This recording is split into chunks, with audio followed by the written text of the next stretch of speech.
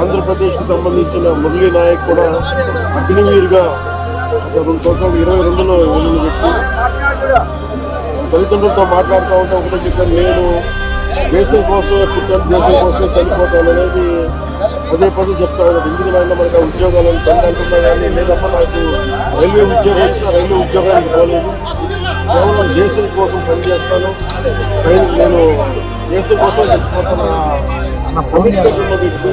కానీ దురదృష్టవశాత్తు చాలా చిన్న వయసులో 23 ఏళ్ల వయసులో తన ప్రాణాలని కోల్పోవాల్సి వచ్చింది.